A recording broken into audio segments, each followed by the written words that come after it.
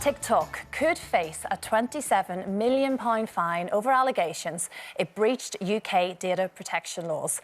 The social media giant has been accused of allowing children under the age of 13 onto its site without appropriate parental consent. But should parents be taking more responsibility for what their children are doing online? It's a very tough one, Jane, and once any sort of age group gets a phone, the world opens up and it's very difficult to police it. Yeah. I mean, if you think about it, when they're very young, you teach your kids about stranger danger and don't do this and don't do that. And then when you hand them one of these, you're basically giving all of those things that you've protected them from, young, access to them. And quite often they might just be sitting in a room on their own where you're not around. I think, you know, we have to educate ourselves.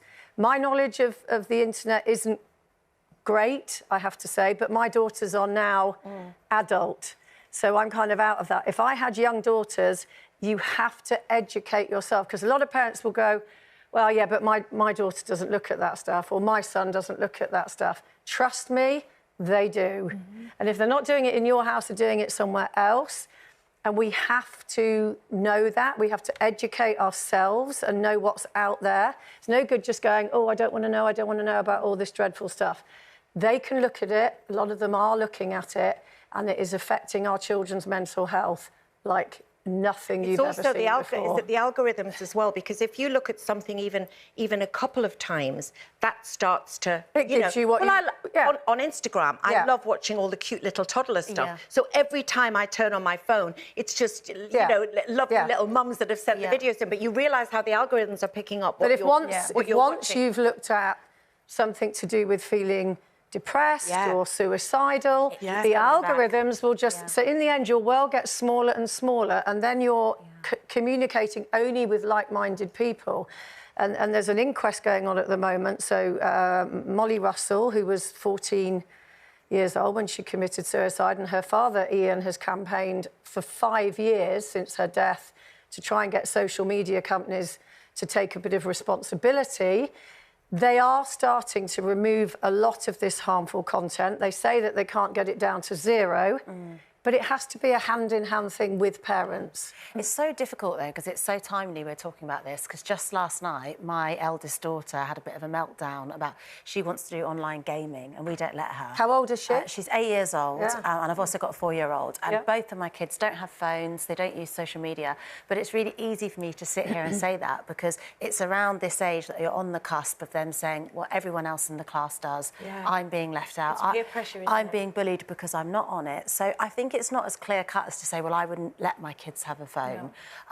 And it's very hard to police it because, you know, if you're a single parent, maybe you need a phone so that you can stay in touch with the child.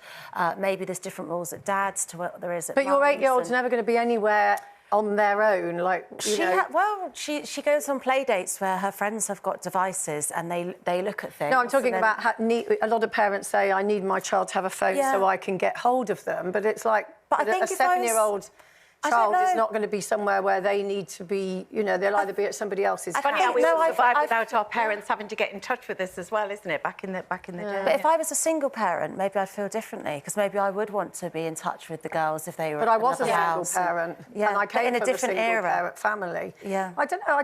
I just think, I think a lot of the time, and I say this because I do it myself as well. I think a lot of parents will say, oh, you know, they're on their devices all the time. And then if you put a fly in their wall at their home, they're on their devices. Yeah, that's the world we live in. I think it's difficult as well because, you know, there's a lot of blame put on parents for this. And I'm like you, I'm glad that my kids are grown up and I don't have to deal with that.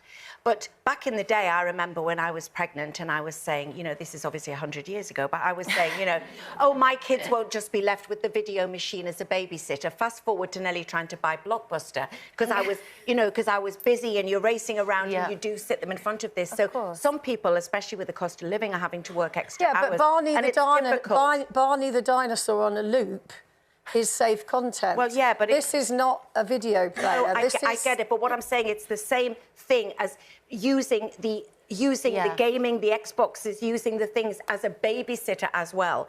And I do think it's very difficult, but I think that the TikToks and the Instagram have to... We talked earlier in the meeting, and you were saying about, you know, maybe there has to be more uploading of identification beforehand. Like your passport or something. Something that Yeah. maybe they could only access through their parents. They'll probably find a way around it, but it would they be live in a something. different world to us. Like that, you know, for my daughter, homework is digital. Homework is emailed to them. They're photographed at school on an iPad, put into an app for the parents to look at. Reports are emailed to us. Why do they have to be photographed? Tell me that. It's observations from the teacher to show their development, their progress. Like the school is digital, so and the world is digital. When they leave school and they go for job interviews, they'll need that level. You know, social media is. No, you're right. It is a No, different it's- world. But what I'm saying is, I do think the social media companies need to be brought to heel and told exactly what they have to do. It's not, you know, to put mental health before profit for a change. But we as parents, ignorance is no longer an argument. We have to educate ourselves about the things that they can see on these devices. But, And thank you. The thing I would say to that, was certainly my little two, who are very young, thankfully still, I don't quite have to think about it, but certainly my older stepdaughters, because there's so much and there's so many new things. All of a sudden, there's a new kind of WhatsApp chat thing, and it's called something else. To keep on top of it, you've got to really be on top of it. And I think I'm fairly in the know. I'm kind of relatively savvy online. There's loads of stuff the girls tell me about. I've never heard of that. There is a very, very dark underbelly as well to these sites that years ago, well, Louis is 21 now, he was 12. We got into a taxi after seeing a show, and somebody was putting out this awful R.I.P. Matty, which was my son. And although I knew where he was, it was the most horrific thing. That's and in awful. order to try and find out who these trolls were, and doing my own investigation, it took me to an underbelly of social media that I never, ever want to go to again. It's really scarred me.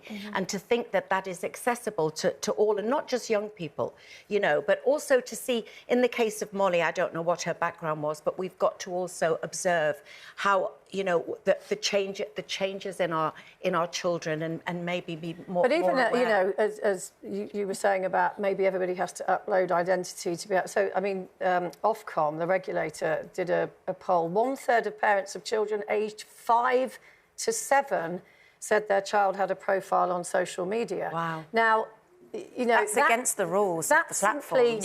So, but I also think everybody on social media should have to upload. We should all be traceable. Because then that would stamp out a lot of what you're talking about, that underbelly. Because if they felt that they were going to have a knock on the door from the police, they might stop doing it. Very true. We asked you at home as well, are you worried about what your teens are looking at on social media? And 66% of you said yes. We are. So Surprised it's not higher. I know. Well, that's true. It's like you say, the 34% potentially are a bit like, oh, don't know what to do, don't know how to deal with it, don't know. or it's fine, and exactly. And a lot of people think that TikTok is just the crazy dancing videos and stuff. There's as a well, lot of don't other they? stuff on there. So, yeah, exactly.